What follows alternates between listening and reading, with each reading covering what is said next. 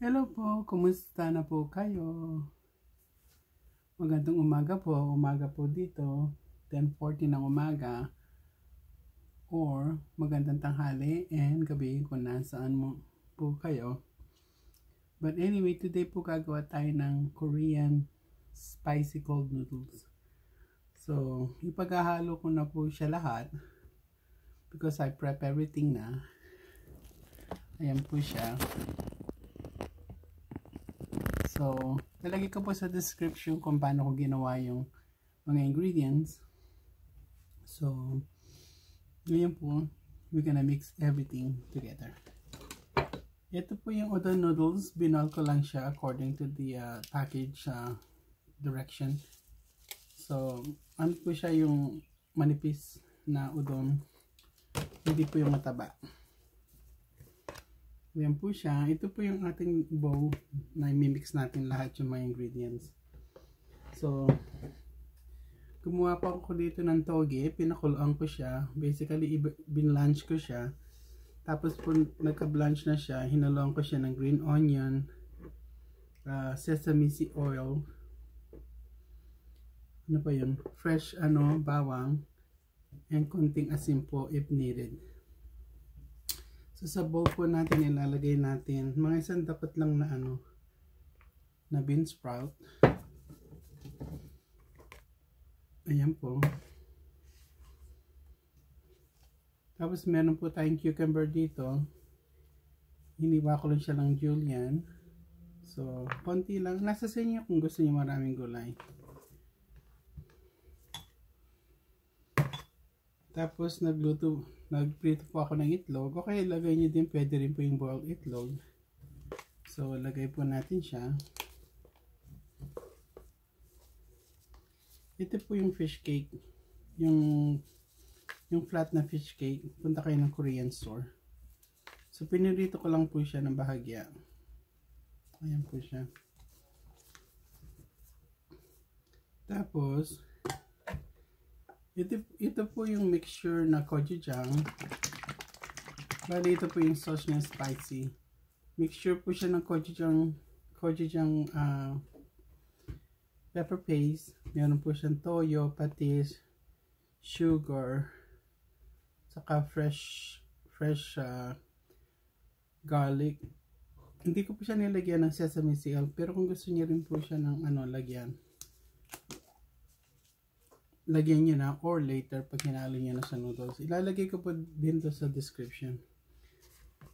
So, tansya lang po natin ng tatlong kutsara muna ngayon.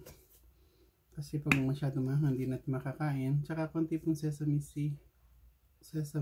oil. Ng isang kutsara.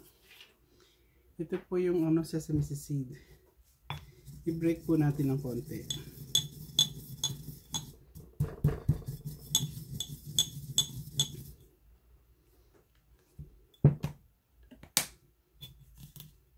Budburan po natin mga siguro yun 1 teaspoon. So halo po natin siya.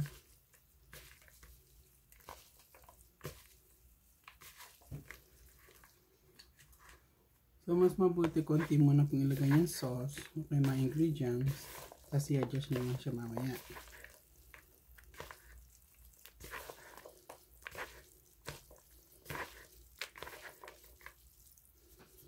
Yan na po itsura niya. So, palagay ko, konti pang bean sprout. May gloves po pala ako. Gusto niyang maraming crunch. Dagdagan niya ng bean sprout. Dagdagan niya ng cucumber. Konti pang fish cake. Konti pa pang sauce. So mga ingredient po, lalong-lalo na yung sauce, ilalagay ko yun sa description para hindi po mahaba masyado yung ating video.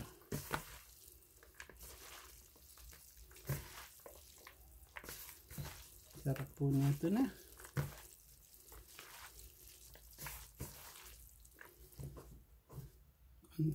Ilan takot pang sesame seed. Pwede rin po itong dalhin sa party. Okay, i-assemble nyo kung saan kayo pupunta na party.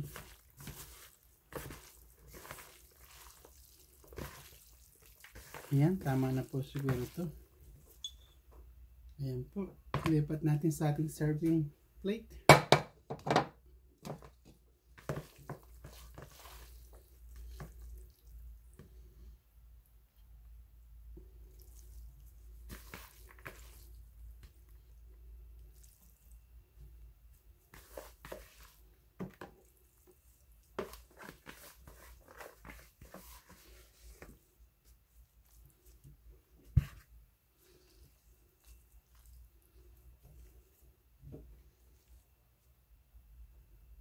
Bigyan natin konting dekorasyon.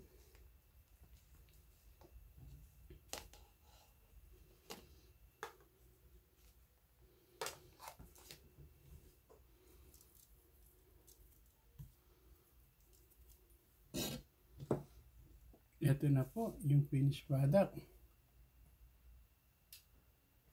Sana gawin niyo po ito. Huwag niyo pong alalahanin yung mga sauce.